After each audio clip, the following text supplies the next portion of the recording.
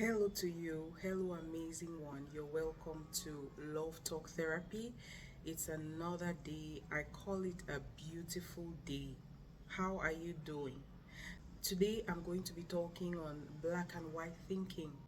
Black and white thinking is thinking in extremities. It's basically a pattern of thinking where you assign people, things, and actions into one of two categories. So you assign people to good or bad, all or nothing, black or white, if you will. So this is a pattern of thinking that always moves to the extremes. It doesn't observe the full range of possibilities. Black and white thinking is part of a group of thinking patterns called cognitive distortions. There are about 15 cognitive distortions, but today we are going to talk about just 5 which may be applied to our community. With this kind of thinking, you do not consider the full range of possibilities. So say on a scale of 1 to 10, you do not imagine that there could be 0, 0.1, 1.5. One thing we must understand is that every human being sometimes falls into black and white thinking. An example is when you get into a new relationship and you think you have found the perfect one, an absolutely perfect person. You may quarrel and fall out with a friend, and for a moment you begin to harbor negative thoughts that even counter the thoughts that you have had beforehand about this person. So though we may carry on with our lives and in fact demonstrate black and white thinking as the human beings that we are, it's important to understand that this is a very risky way of thinking as it's harmful to you. The result of black and white thinking is that you make poor choices, you have a poor judgment, you break off your relationships, it affects your work performance. In fact, it affects the quality of your life in general.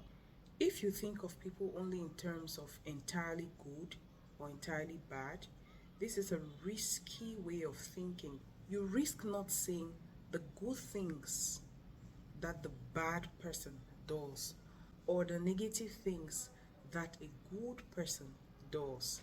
If you also see things in terms of a complete failure or a complete success, it's very likely that you would not want to try new things, because if there's a chance that you might fail, you would not want to fail. You look at perfection, the whole picture, or nothing. In your mind, less than perfection seems like total failure. How can I know that I think in black and white? Your choice of words will reveal to you the kind of thinking pattern that you have. In your vocabulary, you would often hear words like always and never, good or bad, easy or impossible.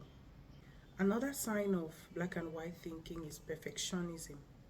You think that you must do something perfectly or not attempt this thing at all.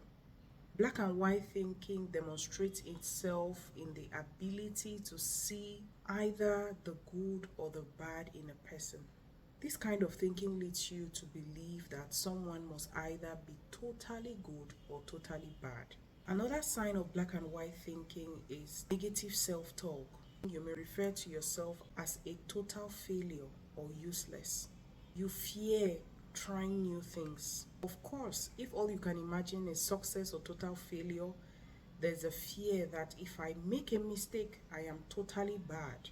You will do everything to avoid that failure, even if it means not acting on a certain task because you fear to fail. This kind of thinking makes you unable to perform fully. It makes you have a poor performance at work. It disrupts the quality of your life. It disrupts your relationships. It can affect your mood and it can affect your self-image. Thank you for listening to Love Talk Therapy. This is part 1 of a 3-part series on black and white thinking. Hoping to have you again.